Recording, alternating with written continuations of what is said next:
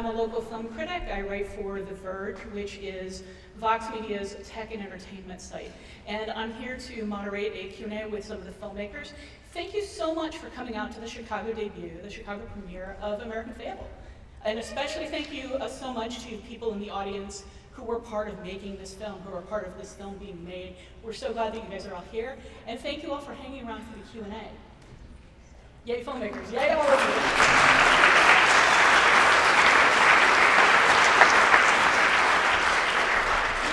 Excited to see so many people come out to support independent cinema and to come out and see, what's going on at the Chicago Critics Film Festival. There's so many other fantastic films that are going to be playing as the festival continues through Thursday. So we hope on your way out you will grab a schedule and look at some of the other things going on. We also hope that if you don't already have a ballot for this film, you'll pick one up on your way out and vote for the audience award for the film. But now, without further ado, I'm going to call up to the stage writer-director Anne Hamilton.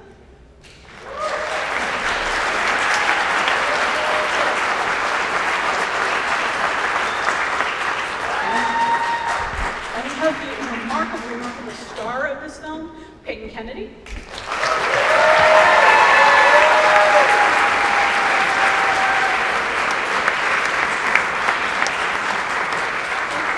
Kishori Rajan, please come up. Thank you so much.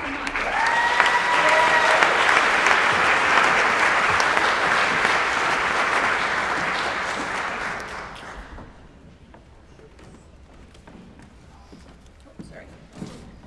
Thank you guys all so much for coming out. This was such a remarkable film. I mean, there's so much magic on the screen and such a fine line between the kind of the fairy tale reality of the story and the physical reality of the story. So I kind of wanted to start with all of you by just asking, what's your relationship to fairy tales? Like for each of you, kind of how did you feel about the place, the line between the fairy tale and the real here? Great question. First, I want to thank everybody who came out to support the movie, all the cast, all the crew, all the cast, all the farmers, everybody who stopped in.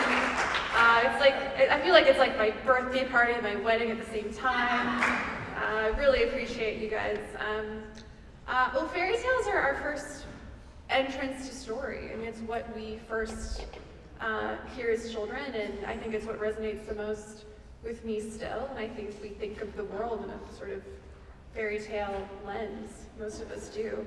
And I wanted to tell a story that was really authentic to the real world, but also had that, sort of very powerful element of the fairy tale. So we have Beauty and the Beast and Little Red Riding Hood and all these sort of references. Rapunzel's in there, like little nods to those stories, but that's my answer. How about you guys? This is my career. I love how the film really has the fairy tale element, and as still being a child, I grew up with fairy tales. I still read fairy tales now, and it's really great to be in a film that can be my own fairy tale. And I love how in the film the line between what's real and what's not is blurred, and that's really what gives it its fairy tale element. And it's really great to be a part of something like that. I think Anne put it best. It's the first entrance into stories when you're growing up, and the dark rider figure in the story is sort of what secured my wanting to do this movie when I first read the script. So, yeah, that was something I specifically wanted to touch on. Is you have a lot of experience with producing films and TV. Why this story? I mean, was it just that image, or was there more to why you wanted to be involved in this film?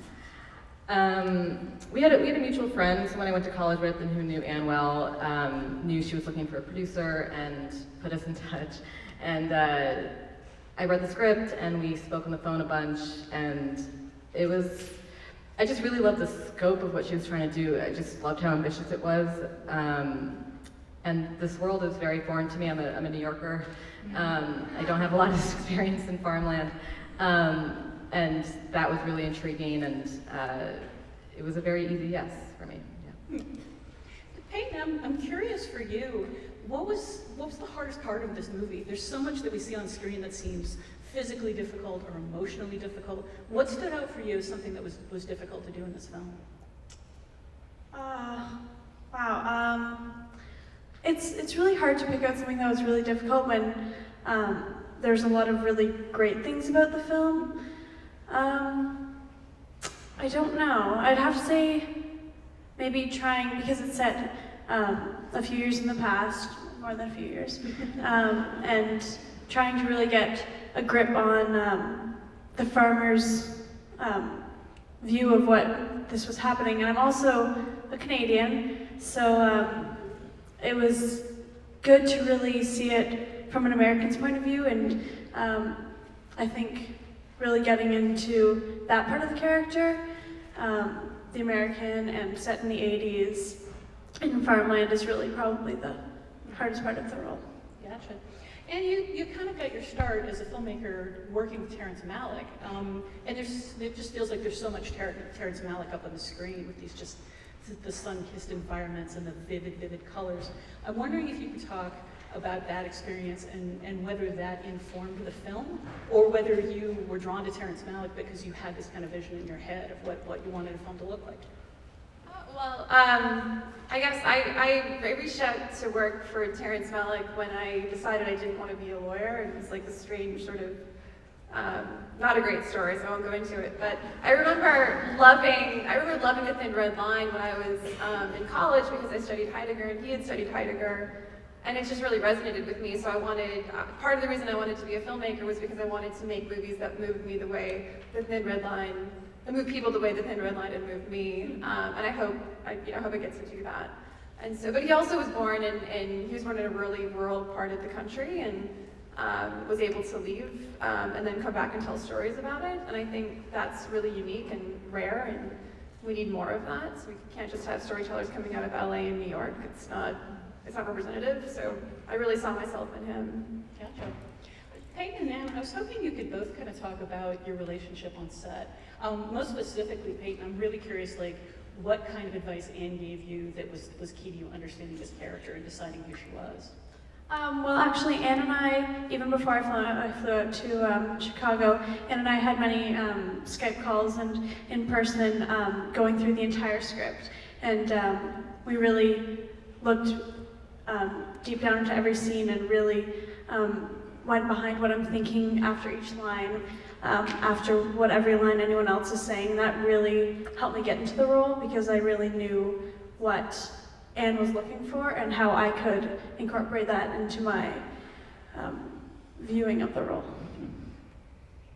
Yeah, good for you. Oh, I mean, it was great to work with Peyton. It's, she's just so intuitive and so like smart, and also like able to access emotions in a way probably better than most, if not all, actors over 18 I've worked with. So, but what was great was Peyton was very aware of questions about what she knew and what she didn't know.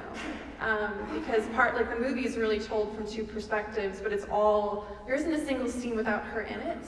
And so you see it from her perspective, but then you also, as an adult, know that things are going on that she doesn't quite understand. And Peyton knows everything that's going on in the script, but she also knows that her character doesn't. And that was such a wonderful, beautiful line to walk with her, because she could handle both, With the mic set up. We're going to open up the Q&A for audience questions in just a moment. There's a mic up here on the aisle. I know some of you are in the middle of aisles and are going to have to crawl over people to get to it. So if you want to ask questions, start thinking about them now. And if you could make your way down to the mic, you can either line up or take a seat. There's a whole empty area by here where you can chill for just a second while we ask a couple more questions. And then we want to go straight to the audience. So I'm hoping you guys will, come up and say what you got to say. I'm curious about the look of the film. The colors are so vivid, and I noticed it most in Peyton's Little Red Riding Hoodie, which just seems like such a fairy tale reference. What was it like getting that look, that vivid look? First of all, people line up, ask questions. Seriously, We're here for you. Don't be shy. I'd love to hear from you guys.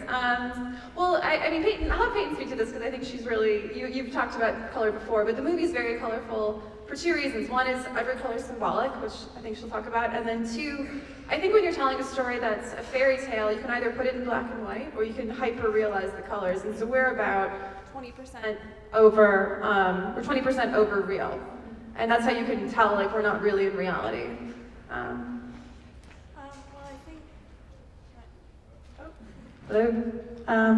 Okay. Every character in the story has their own color, like Giddy's is red, Martin's is green, and you can see it in all the things I have, like my pajamas have red, and the clock when I figure out the riddle, my sweater, and each color is symbolic, and red is usually viewed as an angry color, but red is a life force color, and it's my color, and it's really great that everyone has their own individual color, and that really helps with the whole scheme of all the colors.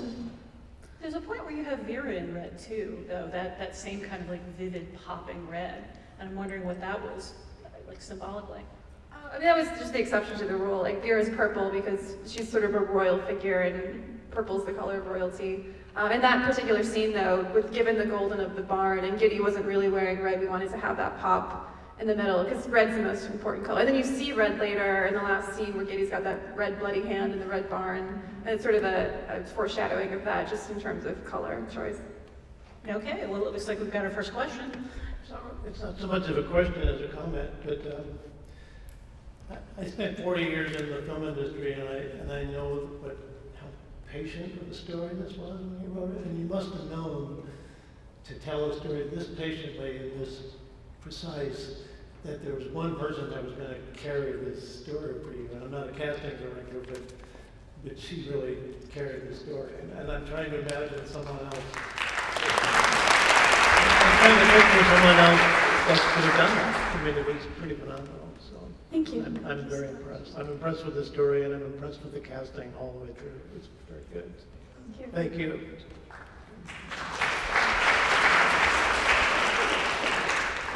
I have not been in the film industry for 40 years, but throughout the whole film, I was wondering if there was any meaning behind the Dark Rider.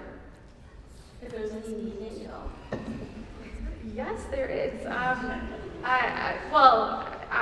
As a writer, and I hate to tell people what to think about things, because most of the fun is you coming up with it on your own. But I wrote the Dark Rider in as sort of this image of experience, because whenever Giddy, she appears, she's also a symbol of death, but not death in a destructive way, death in sort of a neutral way. Like, we all learn at some point that we're going to die, and we all learn what time does to us, and I think that's part of becoming an adult. And Giddy, every moment that she becomes closer to becoming an adult, you see the Dark Rider. So it's really the image of experience creeping into childhood. Thank you. One thing I love about this film is how you don't wrap up so many things, that another film would just kind of leave just a tight little bow. And I love how it just leaves you to come up with what you think's gonna happen. Like, I hope the brother's behind bars. I'll just say that. How did you kind of come to find the perfect note you wanted to end on? I just love the process of how you came to that particular ending, just that little wave between the two characters. It was really nice. Thank you. Yeah, it's like not a Hollywood ending, but it's also not like a typical indie ending. I wanted it to make, the reason why that story, right in the middle of the movie, it's like dead center time-wise about the plane crashing and how the boy says he wants a gravestone, is in there because the best endings are endings that you have to figure out on your own. And you will never forget an ending that you have to figure out on your own. And that's why that story's in there, a gravestone. You don't know why, but you'll think about it again and again. And that's a story that's been in my mind for years and years. And I think stories with that kind of ending where you don't know exactly what's going to happen, but it's emotionally important, are the best. So I wanted to have that kind of ending. Yeah. I'll be thinking about it. Thank you. More audience questions? The mic is open. In the meantime, you came out of the American Film Institute's Women Directors Project, which was a very small group of people, and we're hearing so much talk right now in the industry about like the scarcity of women producers and women directors and good leading roles for women. I'm curious what all of your experiences have been with this. I think Kishori has more experience than I have, so I'll open the floor to her in just a second. But I think, it's really about the second movie. Like, I worked very, very hard to raise the funding for this and to, get it to be the movie I wanted. But I really want to direct a Star Wars. I really want to be seen as somebody who can do something huge. And getting people to give me, free reign over $40 million as a woman is harder than it is for a man. It really is. And I think women are more responsible with money most of the time, so I'm like, it's not really about that, it's about like, can they, like, that yes is such a precious thing. And it's so hard when nobody who's saying yes looks like you. And so that's where I'm at right now, is I'm asking a major studio to give me $40 million to make a sci-fi movie, and they damn well better.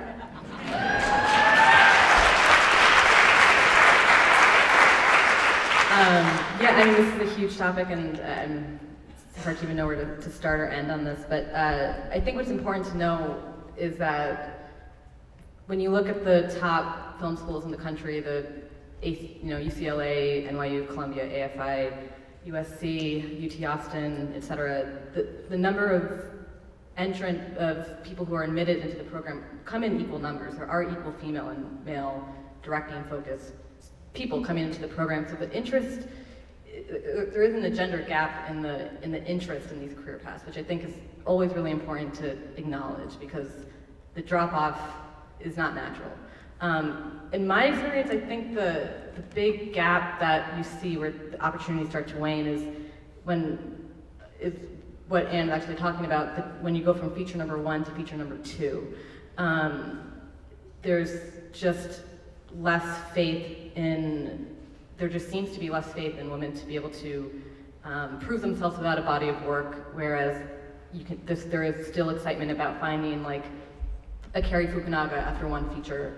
People recognize that talent and Focus Features said, here's a 3-picture deal, here's, HBO says, here's a TV series, and it was talent that was well worth investing in. It's hard to find and pinpoint female first feature directors who get that same level of love, even if they had a really extraordinary debut. So yeah, it's a very long conversation to have. I think we need more female financiers. I think we need more female agents who are actually championing what they want to see themselves. So I think it comes in a lot of forms. But. Hey, got another question. Let's hear it. Well, hello, ladies again. Hi, it's Kishori Rajan. I had one question because I was working with you guys for your ending of the film as your photographer. But my question is, if you had a chance to redo, as every artist nitpicks, is there a performance or a directing advice, or even with producing of something that may have happened on set, not in detail, that you think you could have handled differently if you knew the foreshadowing? I know what I'd say. I would have not done 6-day weeks. All my crew people, I think, probably hated me. Sorry about that. I would have done 5-day weeks. That's my answer. I think it was such a sort of wonderful struggle to get through it, and I think I would have enjoyed it a bit more. I think I was just so worried about not actually finishing it, or not being able to make up for a day when we got rained out or lightninged out, and just enjoying the process more. Next time I definitely will. But, I loved it, but Jesus, I was like, I didn't sleep for 3 months. I wish I was there when you broke your leg. You were? I wish I could prevent it from happening. But that's the only thing I regret. I think overall it's a beautiful film, and I wouldn't nitpick anything. What's the story here? What happened? It's not about me, it's about them. Hey guys, what's the story here? What happened? Katrina was taking a picture and she broke her leg on something. Good story. Good story. Nicely done. So, all right, are you going to tell us about your sci-fi movie? Well, you guys will hear about it if I get it. I'm also writing. What's great if you're a writer, and everybody who's a filmmaker should try to write, because it really gives you autonomy over your future. I'm also writing it's a very smart noir that is sort of like Vertigo meets The Game, with a strong female protagonist, set in San Francisco in Silicon Valley. Very current, but it's a noir. That's what I'm working on. So if they don't give me the sci-fi, I'll do that. Should be great. What about the rest of you guys? Do you have the next thing that you're looking at? Well, I have another film called Lavender that just went to Tribeca.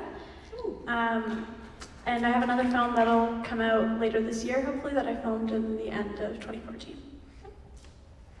I'm in production right now in a movie. I have to fly back to that tomorrow. And then I have I can't talk about it much yet, but it's something that HBO is going to be doing, which I'm excited about. And then I just signed on to a movie that'll be filming in New Orleans, which is exciting because I've never filmed there. So yeah. And what about this film? What's the distribution plan for it? If everybody here loved it and wants to get on social media and tell their friends in other cities where and when to see it, what's the plan?